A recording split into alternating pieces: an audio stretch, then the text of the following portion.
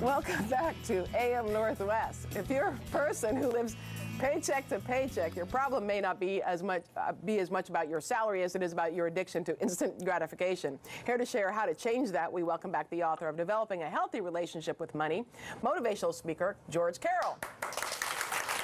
Good to have you with us. Always good to see you. We're giggling a bit because there's been a lighting issue, and so we have people holding lights. So there you go. We have human light holders. That's very funny. So let's talk about 75% of people live paycheck to paycheck. Yeah, according to a recent study that I read on CNN Money, 75%, and 3/4 of people live paycheck to paycheck. Mostly, we can say because of bad habits. Not because they're not earning enough.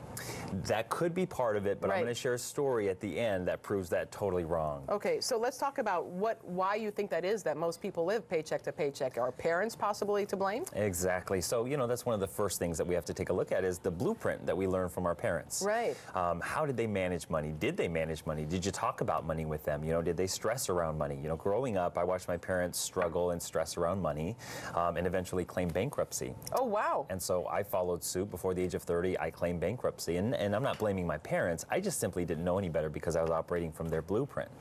And I was never taught about how to manage or really budget my money effectively. Were you just spending more than you earned?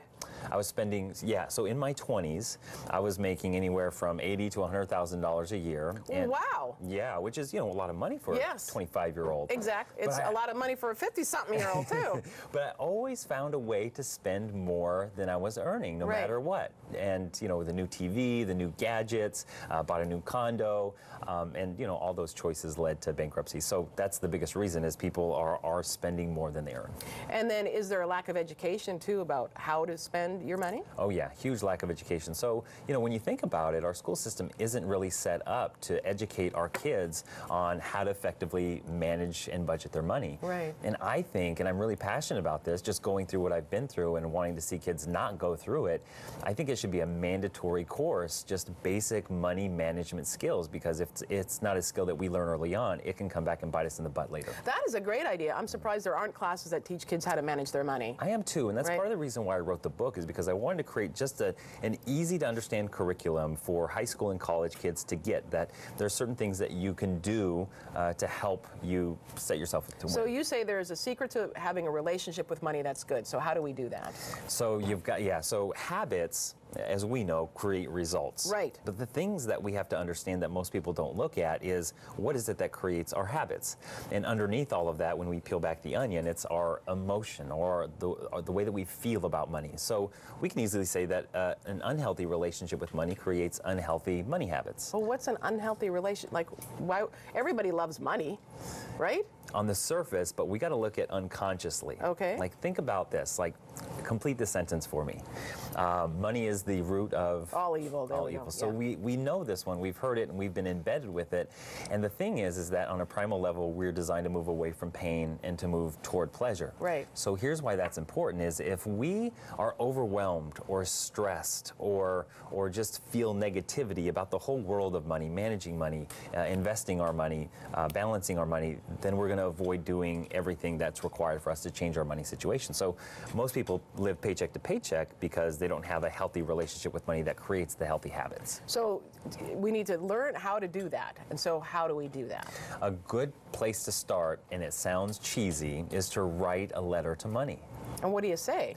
So you might say something like, if you've had a past with money where you haven't managed it effectively or you haven't really, budgeted effectively, you might say something like, "Dear money, I'm sorry that I haven't budgeted effectively with you. I'm sorry I haven't valued you as much as I should or appreciated you as much as I should."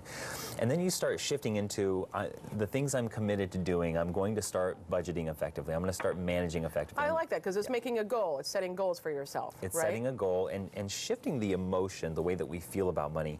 Another thing with money is that we've been taught in a lot of cases that rich people are Bad people. Bad people. Yeah. Rich people are greedy. Rich Right. people are selfish. And, Right. and that's true in some cases. Some rich people are selfish, but there are a lot of other rich people, like the Warren Buffetts. Right. You know, the Bill Gates who Do great things with their money. Exactly. Oprah. Yeah. Oprah, exactly. And so we just got to understand that our beliefs at a deep level are really the things that are determining our relationship with You money. say to add value and develop a skill. Yeah, so this world pays us for adding value and developing a skill. So you have a really brilliant skill in being in front of the camera, being charismatic, being fun, being playful. Oh, I love you, George. Yeah, Thank you. You know, and you're paid for that skill. Yeah. And so for me personally, being a motivational speaker, companies hire me to come in and talk to their employees and get them excited and also create team synergy and greater productivity. But I had to develop that skill over the course of time. And as that skill gets stronger, more income begins to show up. So the more value we add to the world, the more money will show up. And you say, I think this is interesting too.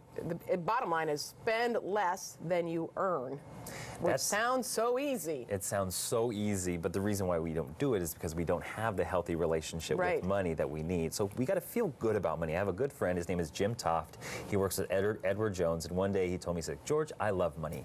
He's like, I love managing money. I love watching my money grow. I love helping my clients help grow their money.